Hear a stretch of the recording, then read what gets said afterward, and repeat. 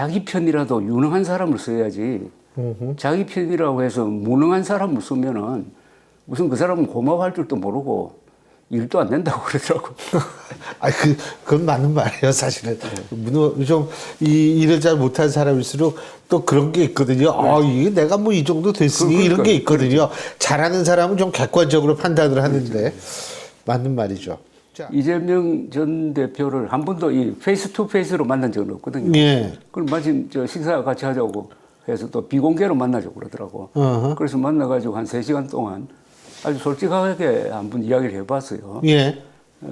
그런데 그게 이제 뭐 지금 말씀하신 대로 우클릭의 한 방편이었다 이런 식으로 해석을 해가지고 막 글을 쓰는데 제가 보기에는 저는 우리나라에서 가장 중요한 취재원이거든요.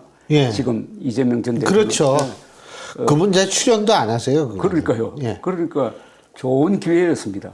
저로서는 이재명 전 대표를 만나면은 내가 생각하고 있는 인간상하고 어떻게 다를까 또 꼭 물어보고 싶은 게 하나 몇 개 있었는데 특히 최근에 그 세종시로 사실상 수도를 옮기겠다는 그런 공약을 여러 후보들이 하고 있잖아요. 예. 거기에 대해서도 한번 물어보고 싶고 해가지고 나름대로 저도 소득을 좀 거두었습니다. 일단 용산 대통령 집무실로 들어가겠다고 그럽니다. 예. 그리고 용산으로요. 예. 용산 집무실 현재의 대통령 집무실로 예. 들어가고 그 다음에 청와대를 개조를 해가지고 다시 청와대로 간다는 겁니다. 그 다음에 거기서 일하면서 개헌을 통한 세종시로의 수도 이전을 추진하고 싶은데 아마 이걸 하면은 여러 가지 장애가 있을 것이다. 특히 국민 갈등이 생길 것이다. 이걸 초창에 이걸 벌렸다가는 힘이 빠질 것이다. 그 부분은 상당히 신중론이더라고요. 네. 그래서 예. 저는 제 주장은 수도를 옮기면 안 된다. 어떤 국가가 할 수 있는 가장 중요한 게 수도를 옮기는 거거든요. 예. 이 수도 옮기는 것을 그냥 표를 잡기 위해서 그렇게 가볍게 했다가는 그래서요. 예. 근데 이 수도를 옮기면 내분이 일어납니다. 우리나라도 마찬가지 아닙니까? 2002년 그때 노무현 후보가 예. 충청도 표를 얻기 위해서 신행정 수도 건설이라고 했잖아요. 근데 그 공약하는 걸 보니까 신행정 수도 건설이 아니라 청와대까지 옮기니까 이거는 수도 이전이에요. 그래서 처음부터 이게 속임수로 출발한 겁니다. 그래서 당시에 이명박 시장 그리고 헌법학자들이 헌법재판소에 위헌 심판을 했더니 헌법재판소가 역사적 판결을 했잖아요. 수도 옮기는 것은 헌법 개정 사항이다. 그렇죠. 그나마 다행히 상당히 신중하게 이야기를 하더라고요. 저 이재명 전 대표는. 페이스 투 페이스로 처음 만났다. 이 만나기 전과 만난 후에 이재명 전 대표에 대한 인상이 어떻게 바뀌셨어요? 인상 별로 바뀌지 않았는데 저분이 쾌활해요. 명랑하더라고. 낙천적이다. 그래서 제가 농담 반 진담 반으로 그 한자로 이름을 쓰면은 이재명 있을 제자에 밝을 명자 아닙니까? 네. 이름에 밝을 명자가 들어있으니까 이렇게 낙천적인 모양이다라고 했더니 본인도 그래요. 항상 낙천적이라고 그래요. 그렇게 여러 가지 뭐 당하면서도 견딜 수 있었던 게 천성이 낙천적이라서 그렇다.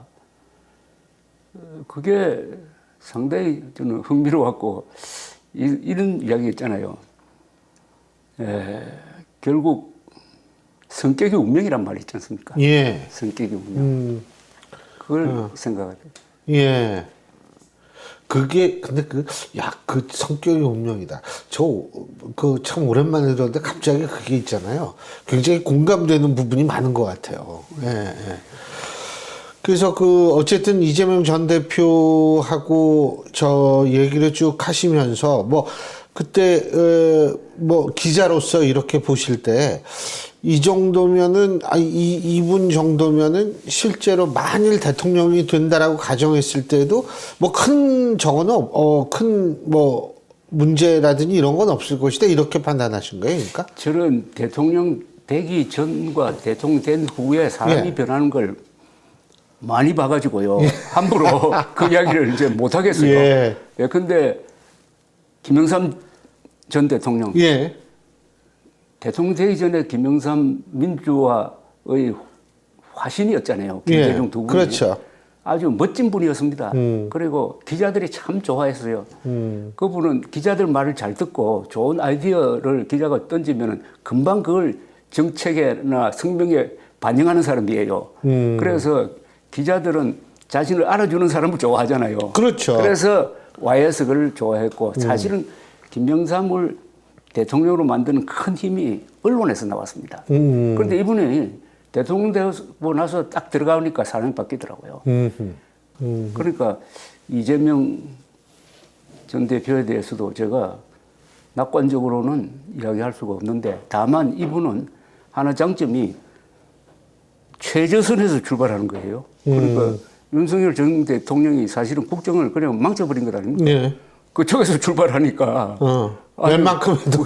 그러니까 일종의 프리미엄을 갖고 출발한 거하고 마찬가지니까.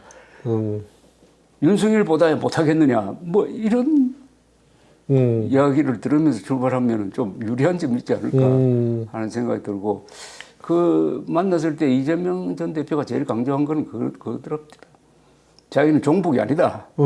좌푸도 아니고 친북도 아니다. 오히려 작년 선거 총선 공천 과정 등등을 통해서 종북 성향 또는 친북 성향의 그 사람들이 당에서 많이 배제되었다 하는 점을 강조합니다. 그러니까 탈이념적인 이야기를 하고 저도 이제 대통령이 되면은 이 국민 전체로 상대를 해야지 대통령 된 순간부터는 보수 진보란 말, 좌파 우파란 말을 안 써야 된다고 그렇게 이야기를 했습니다. 아니 대통령이란 게 그렇지 않습니까? 링컨이 그런 이야기를 했어요. 대통령은 헌법의 눈밖에 가질 게 없다고 했습니다. 모든 판단은 헌법에 근거해서 이야기해야 되면은 그 우리나라 헌법에 좌파 우파 있습니까? 없잖아요. 없죠. 그리고 국민과 개인과 국가가 있을 뿐인데.